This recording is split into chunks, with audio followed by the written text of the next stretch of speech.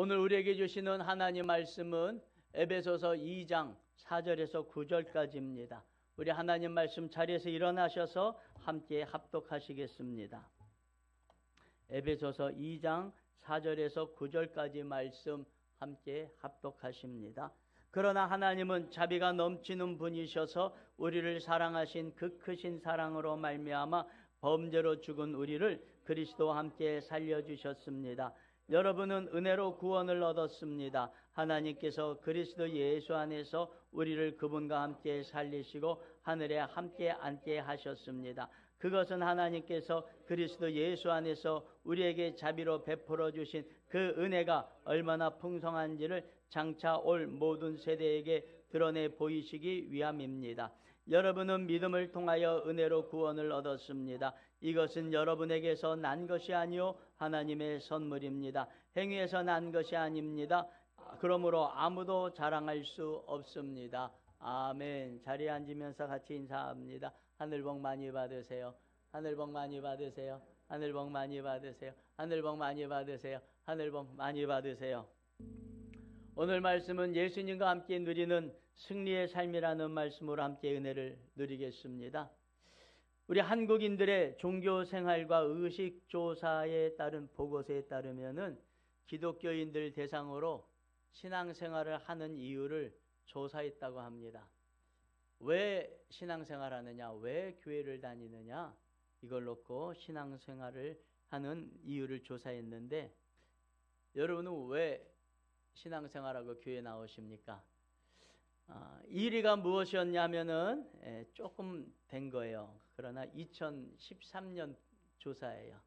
1위가 뭐냐면 마음의 평안을 위해서, 2위가 건강과 재물과 성공의 축복들을 위하여, 3위가 구원과 영생을 누리기 위해서, 이렇게 답을 했다고 합니다.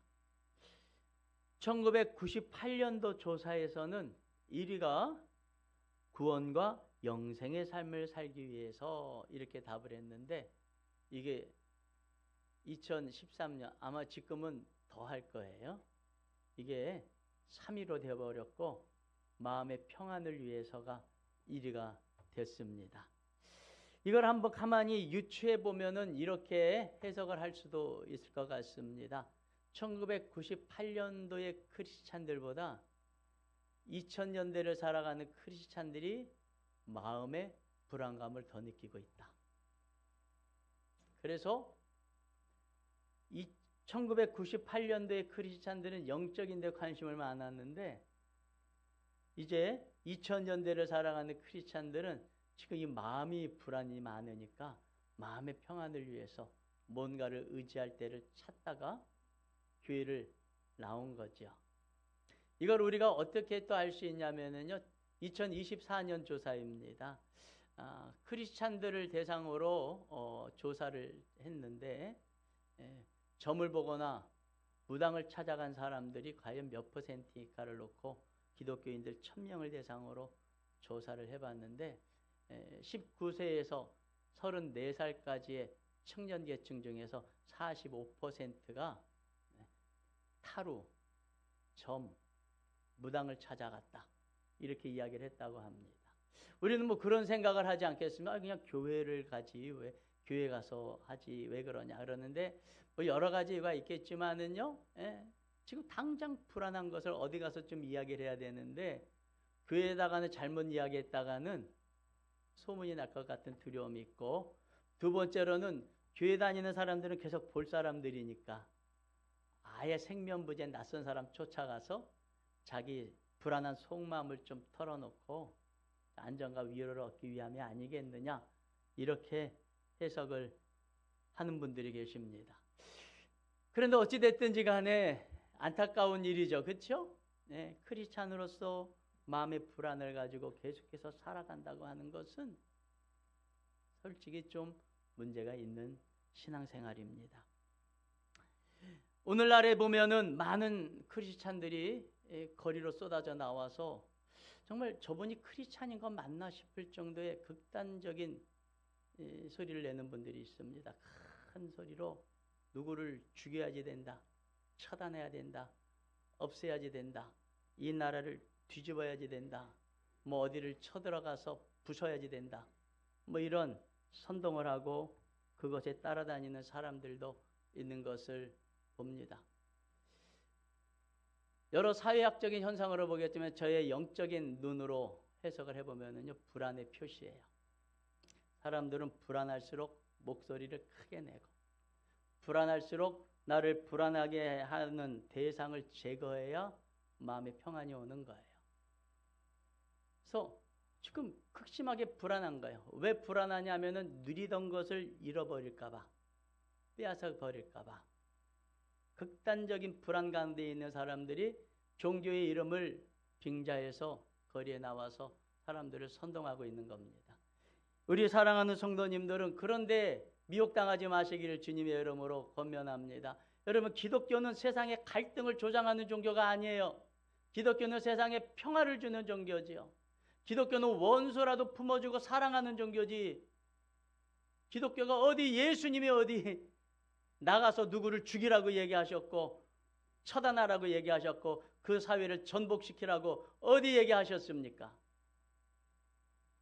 안타깝게도 많은 성도들이 미혹당하여서 따라다니고 있어요. 심지어는 목사님들 가운데서도 참 여럿이 됩니다. 여러분, 제가 분명하게 말씀드렸습니다. 이 시점에서 한번 꼭 말씀드려야 되겠다고 생각을 했습니다. 왜냐하면 더 이상 그렇게 가서는 안 돼요. 우리 기독교인들이 가져야 될 자세는요, 평화죠. 사랑이죠. 예수 그리스도 안에서 평안으로 가득 차야 되는 것입니다. 예수 그리스도 안에서 불안한 사람들을 찾아가서 불안을 좀 다스려주고 평화를 누리게 만들고 갈등을 가진 사람들을 좀 화해시키고 연합시키는 일을 해야죠. 갈등을 조장하고 불안을 만들고 그래서 자기들로 인하여서 거기서 막대한 지금 돈을 번다는 거 아니에요. 막대한 돈을 사람들에게 불안을 조정해서 돈을 벌고 있다 그러잖아요. 우리 성도님들은 그런데 미혹되지 마시기를 주님의 이름으로 부탁드립니다. 권면합니다. 현대에는 참 불안이 큽니다. 이 불안은 어디서부터 왔습니까? 불안은 인간이 범죄하여 하나님을 떠난 데서부터 불안이 온 거 아니겠습니까? 태초의 인간 아담과 하와는 불안이 없었어요. 왜냐하면 온 우주와 천하 만물을 지으시고 창조하신 하나님께서 성령으로 함께하고 계셨기 때문인 것입니다. 여러분, 그래서 온 우주와 천하 만물을 지으신 하나님의 사랑이 그들과 함께하고 있고 그들에게 지혜를 주고 계시고 그들과 늘 함께하고 거하시는데 무엇이 겁나고 무엇이 두렵겠습니까? 그래서 장래에 대한 염려도 없고 걱정도 없고 죽음에 대한 불안도 없고 그래서 태초에 아담과 하와는 두려움도 없었고 불안은 더더군다나 없었습니다. 그러나 인간이 교만하여져서 스스로 하나님을 떠나고 범죄하였습니다. 하나님 없이 살아가는 순간부터 불안 아니겠습니까? 그때 당시에는 공룡이 함께 공존하였던 시대예요. 공룡 앞에서 인간이 한번 서보세요. 얼마나 두렵고 떨리겠습니까? 여러분, 그래서 그 시대의 동굴 벽화들을 이렇게 보면 말씀이에요. 동물들 신앙, 토템 신앙이라 그래요. 큰 동물을, 무서운 동물들을 그림을 그려놓고 그들을 숭배하는 거예요. 사람은 자기의 두려움의 대상을 숭배하고 섬깁니다. 여러분, 그래서 불상을 만들어도 크게 만들잖아요. 왜 그렇습니까? 그 앞에서 위압감을 느끼고 그 두려움 앞에 순종하고 굴복하기 위해서, 그래서 그거를 의지해서 평안을 얻기 위해서 그러는 거 아니겠습니까? 하나님을 떠난 인간은 불안해서 살 수 없는 존재예요. 그런데 하나님께서 이 인간들을 사랑하셨습니다. 그래서 인간들의 이 두려움의 문제를 해결하기 위하여서 하나님께서 개입하신 사건이 바로 십자가의 사건이요 예수 그리스도의 부활의 사건인 것을 믿으시길 주의 이름으로 축원합니다. 여러분, 교회에 올 때 평안을 위해서 온 것은 잘한 것입니다. 그런데 앞에 이 리서치 조사 순서가 마음의 평안을 얻기 위해서, 2위가 건강과 재물과 성공의 축복을 받기 위해서, 3위가 구원과 영생의 복을 받기 위해서 이 조사가 나왔는데 사실은 이게 거꾸로 돼야지 되는 거예요. 요한 3서 1장 2절에 보면 사랑하는 이여 나는 그대의 영원히 평안함 같이 그대에게 모든 일이 잘되고 그대가 강건하기를 빕니다. 이렇게 말씀을 하고 계십니다. 예수님의 눈에 보기에, 사도들의 눈에 보기에 우리가 범사가 잘되고 강건하기 위해서는 뭐부터 잘돼야 된다는 거예요? 영혼부터 잘돼야 된다는 거예요. 영혼이 강건한 사람이 범사도 잘되고 강건한 복을 누린다는 거예요. 여러분, 영혼이 평안해야, 그래야지 건강해지는 거 아니겠습니까? 여러분, 범사가 잘 되고 있는데 영혼이 평안하지 않으면 잘 되는 것은 불안한 거예요. 잘 될수록 그거 잃어버릴까 봐 더 불안해지는 거 아니겠습니까? 여러분, 그래서 영혼이 먼저 잘 되고 평안함을 누려야 되는 것입니다. 영혼이 잘 되고 평안함을 누리기 위해서는 한 가지밖에 없습니다. 온 우주와 천하 만물을 지으신 전능하신 하나님께서 나와 함께 하시는 거예요. 내가 하나님이 나와 함께하고 계신다는 걸 내가 확신하고 그걸 누리면서 살아갈 때 비로소 영혼의 평안을 누리게 되는 것입니다.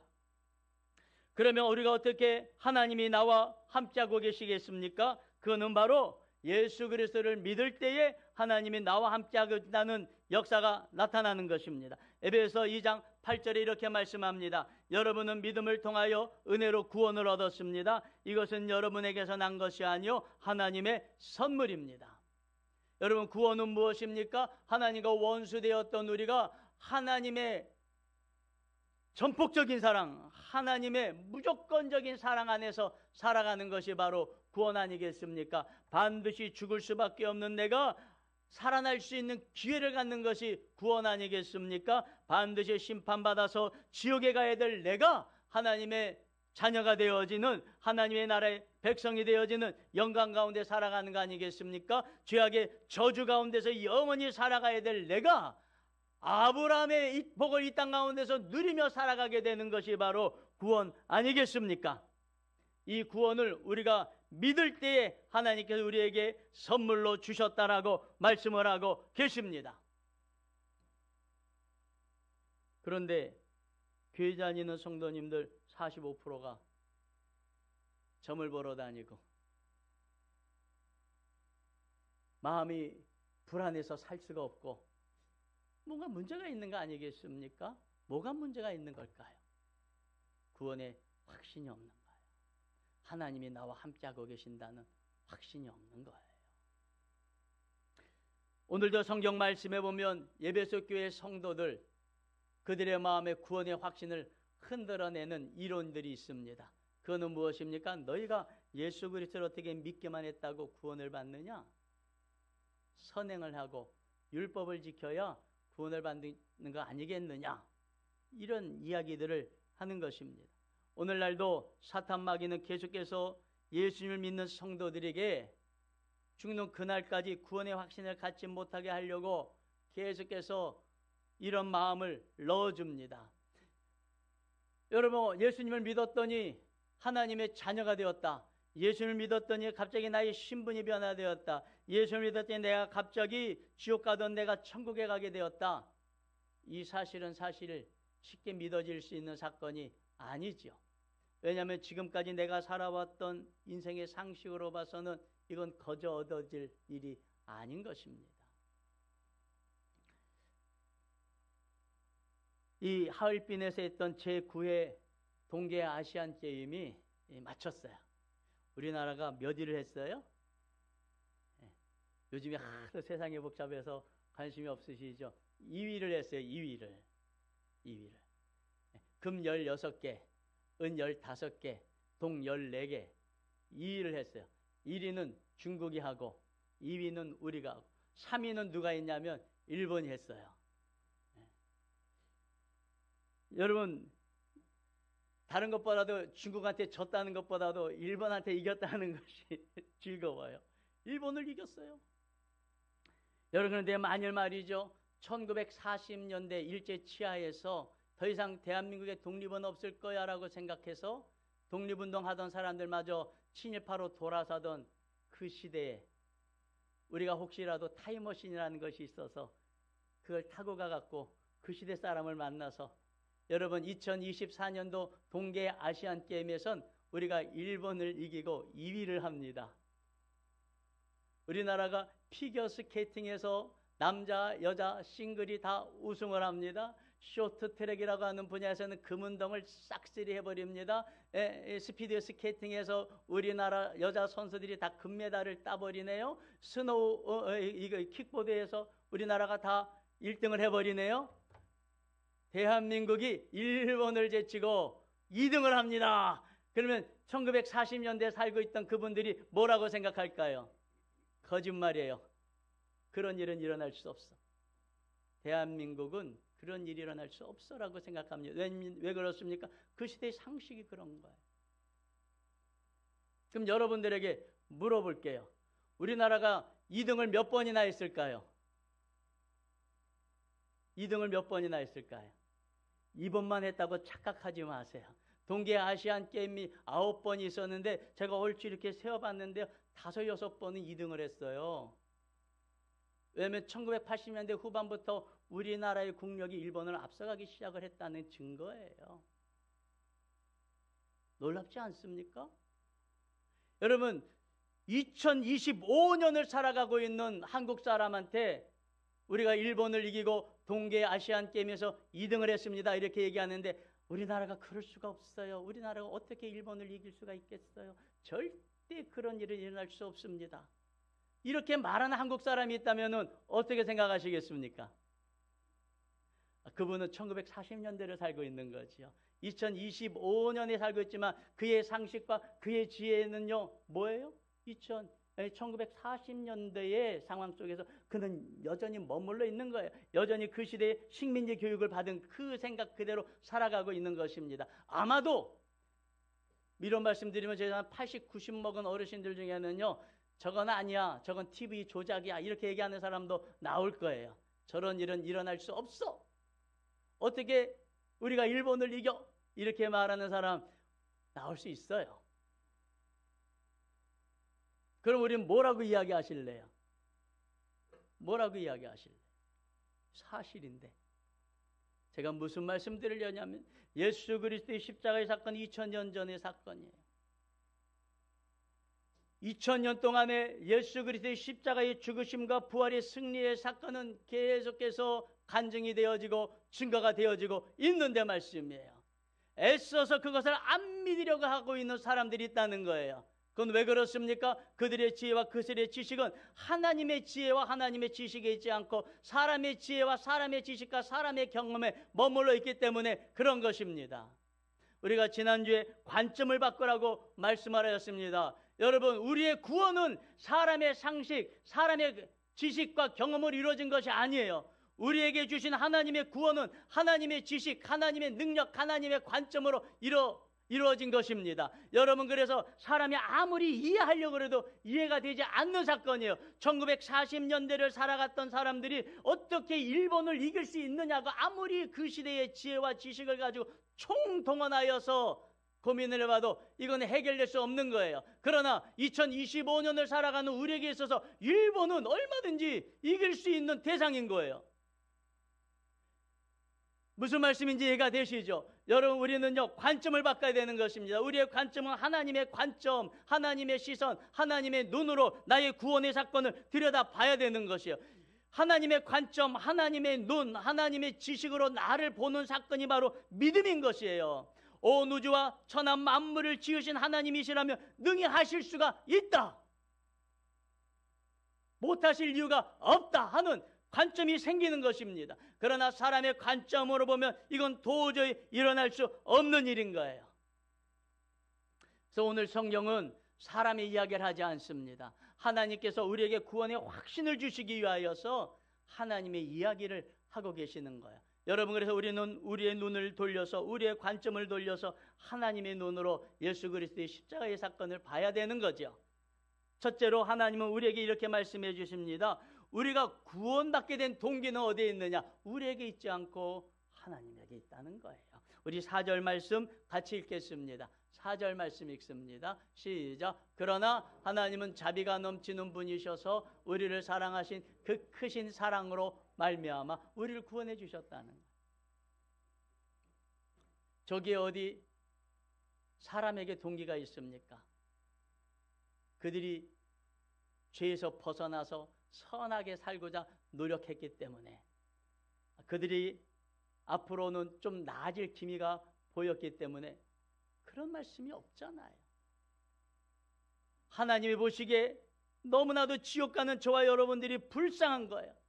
하나님의 무한한 자비하심이 동기가 되어서 어떠한 죄를 지었던지 간에 예수 그리스도를 믿기만 하면 구원해 주시겠다고 예수님을 십자가에서 죽으시고 부활하게 하셨다는 것입니다. 그래서 이 동기는 어디에 있습니까? 하나님에게 있어요. 우리를 무한히 사랑하시고 무조건적으로 사랑하신 하나님의 사랑이 동기가 된 것입니다. 여러분, 하나님의 사랑이 동기가 되었는데요, 그 사랑으로 우리를 구원해 주시고 나서 말씀해요. 야, 나는 네가 죄 지을 줄 몰랐다.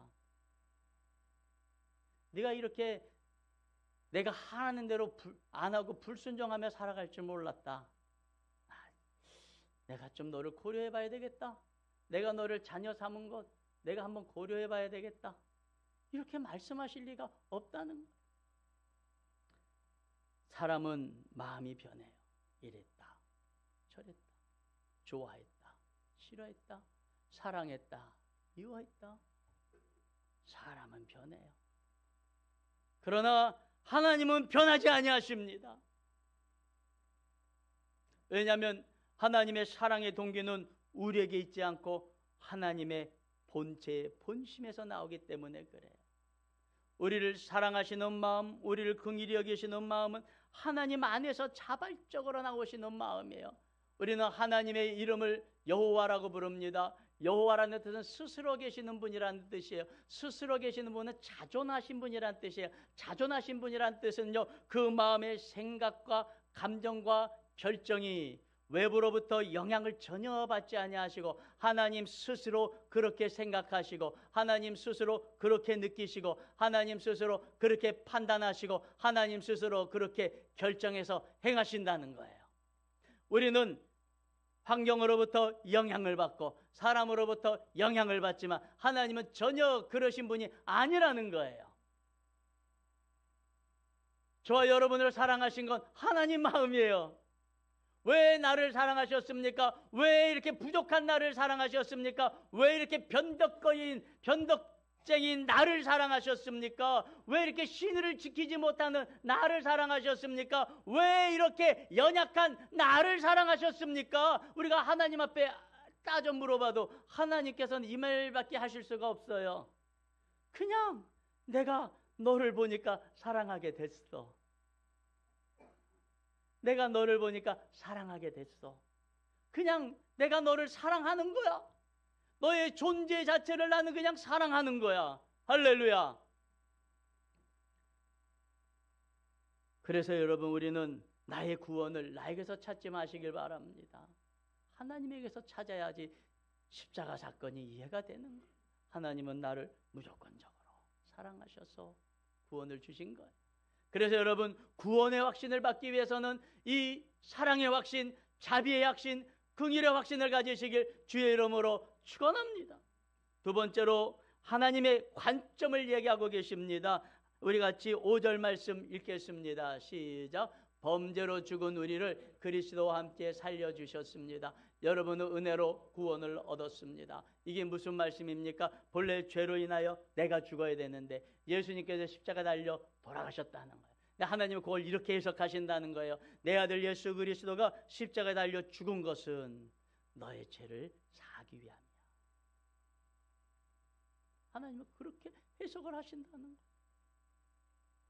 예수님께서 십자가에서 부활하신 승리의 사건을 하나님은 이렇게 해석하신다는 거예요. 예수 그리스도가 십자가에 달려 죽은 것은 너의 죄를 사함이고 예수 그리스도가 십자가에서 죽으시고 3일 만에 부활하신 이 부활한 사건은 너를 살리는 사건이고 영생을 주는 사건이다. 예수 그리스도가 십자가에 죽을 때 그래서 나는 네가 죽은 걸로 인정하라고, 예수 그리스도가 무덤에서 부활할 때 네가 산 걸로 나는 인정을 한다. 너는 죄로 인하여 한번 심판을 받았기 때문에 다시는 너는 심판을 받지 않아. 여러분 이해가 됩니까? 이해가 안 되잖아요. 왜냐하면 하나님이 그렇게 보시겠다는데, 하나님이 그렇게 봐주시겠다는데 어떻게 이걸 이해하고 봅니까? 하나님이 그렇게 보신다면 감사할 따름인 거죠. 감사할 따름인 거죠. 세 번째로 하나님은 오늘 우리의 현재의 상태가 무엇인지, 현재의 신분이 무엇인지를 분명하게 말씀해 주고 계십니다. 우리 6절 말씀 함께 읽겠습니다. 하나님께서 그리스도 예수 안에서 우리를 그분과 함께 살리시고 하늘에 함께 앉게 하셨습니다. 하나님께서 우리를 그리스도 안에서 살리신 다음에 우리의 현재 상태는 무엇이냐? 하늘에 함께 앉혔다는 거예요. 하늘에. 여기서 하늘은 저 하늘에 있는 구름이 아니죠. 여기서 하늘은 무엇입니까? 하나님의 집이에요. 하나님이 계신 곳이 어디예요? 하늘이 있죠. 하늘에 함께 앉히셨다는 말은 무슨 말씀이에요? 예수님 있고 그 옆에 우리가 있는 거예요. 예수님 있고 예수님 옆에 이화영 목사가 있어요. 예수님이 있고 그 옆에 누가 있어요? 예수님 믿은 여러분이 있다. 이 말이 뭐 집에 식탁 안에 한 자리에 같이 앉아 있는 거. 이게 뭐예요? 가족이 됐다. 자녀가 됐다는 거. 예수님의 자리에 앉았다는 말은 무슨 말입니까? 예수님도 하나님의 자녀이고 우리도 뭐예요? 그와 동급의 자녀라는 것입니다. 동급의 자녀. 예, 우리 구약 성경을 읽다가 보면은요, 다윗이라고 하는 분이 이 자신의 의형제였던 요나단이라고 하는 사람의 아들이 있었는데 무비보셋이라고 하는 사람이 있습니다. 예, 그 사람이 왕이 바뀌었어요. 사울 왕조가 무너지고 다윗 왕조가 섰습니다. 이 사람은 저 시골 구석에서 그냥 목숨 겨우 연명하며 살아가고 있었는데 말이죠. 어느 날 갑자기 사람들이 와요. 이 집에 무비보셋이 사냐고. 무비보셋은요, 장애를 당해가지고 다리를 절고 제대로 걷지 못하는 불구자였어요. 장애인이었어요. 그 시대의 장애인은 사람 취급도 못 받고 저주를 받은 자라고 손가락질 받는 그런 사람이었고, 그의 아버지는 그의 할아버지는 다윗 왕을 죽이려고 하였던, 여러분 만약에 왕조가 바뀌면 제일 먼저 처단받아야 될, 심판받아야 될 대상이죠. 근데 그에게 군인들이 찾아가고 사람들이 몰려들어서 이곳에 무비보셋이 있냐고 물어봐요. 그러니까 그곳에 있던 사람들이 이 사람이 무비보셋이라고 내어주는데, 그 사람들이 무비보셋을 데려다가 다윗 왕궁으로 데리고 가요. 죽을 줄 알고 가랬더니 그게 아니에요. 식탁 안에 다윗 왕의 아들 옆에 무비보셋을 딱 앉혀놓고, 이제부터 너는 내 아들이다. 내가 너를 지켜준다. 너의 모든 먹을 것, 입을 것, 쓸 거는 내가 다 공급하여 준다. 이제부터 너는 내가 지켜준다.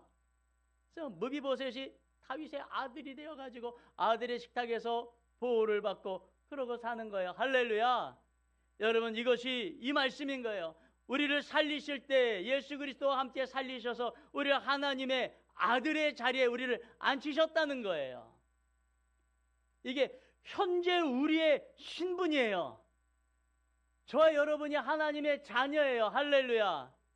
하나님이 한번 그러셨다면 그런 줄 좀 믿으시길 주의 이름으로 축원합니다. 그 증거가 무엇이냐면 여러분들이 오늘 이 하나님의 자녀들만 와서 예배 드릴 수 있는 이 자리에 앉아서 예배를 드리고 있다고 하는 이 사실이에요. 할렐루야.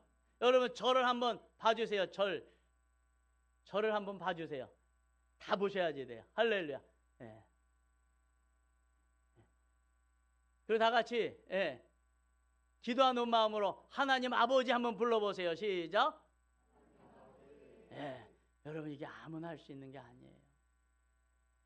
제가 귀신을 축사하고 쫓아낼 때 말씀이에요. 이거 안 해요. 귀신이 들어간 사람들은 하나님을 아버지라고 못 불러요. 두려워서 떨려요.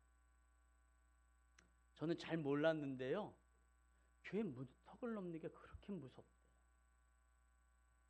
그래서 교회 근처만 오면은 혼비백산하고 도망을. 여러분, 그리고 제가 전도할 때요 정말 기도를 많이 해야지 돼요. 그 배후에 있는 악한 영들이요. 여러분 그런 거 안 느낍니까? 그렇게 전도했는데도 교회 갈 때만 되면 갑자기 아픈 사람이 있고 말이에요.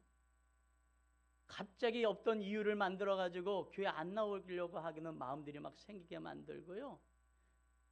여러분, 내가 주일날 교회 가야 되겠다, 예배 드려야 되겠다, 이 마음은 여러분이 하나님의 자녀가 된 증거인 줄 믿으시길 바랍니다. 왜냐하면 예수님께서 말씀하셨어요. 아버지께서 보내지 않으면 내게로 올 자가 하나도 없느니라. 할렐루야.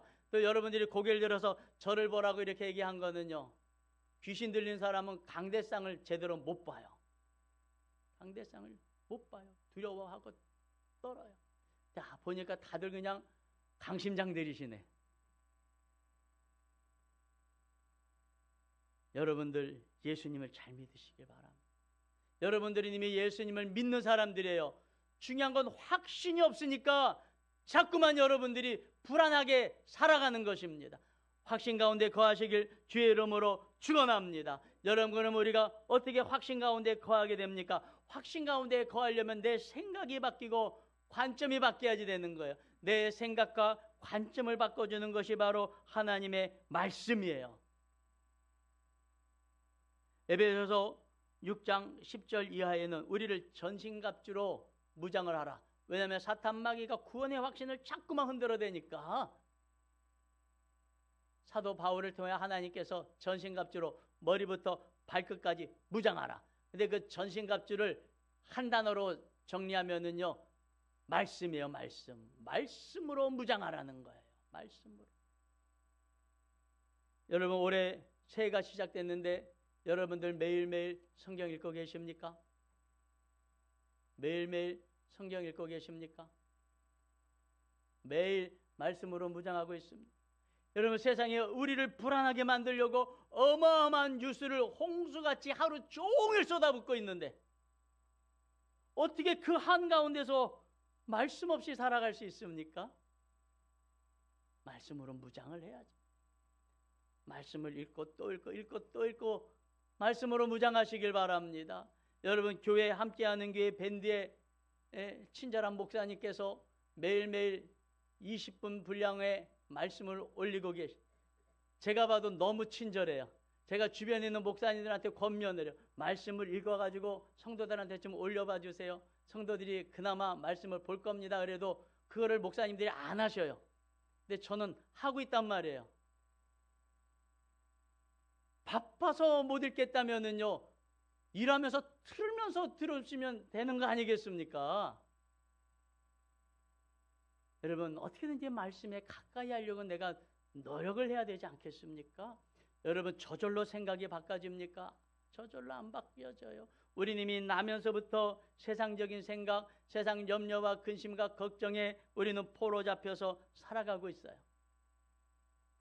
말씀을 갖고 씨름을 하지 않으면 여러분 이게 안 되는 것입니다. 여러분, 묵은 때를 갖다가 가만히 놔두면 묵은 때가 벗겨집니까? 아니잖아요. 뿔커가지고 팍팍팍팍팍팍 밀어대야지 이 묵은 때가 벗겨지는 거 아니겠습니까? 매일매일 말씀 속에 잠겨가지고요, 여러분, 하나님의 자녀가 아니던 시절에 습관적으로 길들여져 있던 모든 생각의 때들을 벗겨내야지 되는 것입니다. 그래서 하나님의 말씀으로 무장하면 마음의 불안이 사라지기 시작해요. 아, 하나님이 이 순간에도 나와 함께 하시겠구나. 하나님이 지금까지 함께 하셨듯이 앞으로도 영원히 나와 함께 하시겠구나 하는 확신이 생기지 않겠습니까? 산공부를 하십시오. 산공부를 할 때 이구동성을 하는 말들이 있습니다. 산공부를 시작할 때는 참 부담스러운데 산공부를 하는 동안에 마음의 평안이 생겼습니다. 왜 그렇습니까? 말씀이 나를 평안하게 하는 거예요. 여러분, 그래서 힘들수록 말씀 붙잡고 씨름해야 돼요. 힘들수록 산공부해야지 돼요. 지금은 산공부할 처지가 아닙니다. 아니죠. 산공부할 처지가 아니라고 말하는 그때가 산공부해야 될 처지인 거예요. 이해가 되십니까? 하나님의 말씀을 가까이 해야 될 처지인 거예요. 하나님의 말씀의 양식을 먹고 내 영과 육과 혼이 강건하여져서 말씀으로 싸워서 이겨야 되는 때인 거예요. 우리 사랑하는 성도님들, 2025년 이제 한 달밖에 안 지났잖아요. 다시 마음을 바로 잡으시고 말씀 붙잡고 사시기 바랍니다. 말씀 의지하고 사시길 바랍니다. 산공부 모두 이번에 하시길 바랍니다. 여러분, 그래서 어떤 환경에서도 불안해하지 마시고 담대하게 살아가시는 하나님의 복된 자녀들 되시기를 주님의 이름으로 축원합니다. 축원합니다.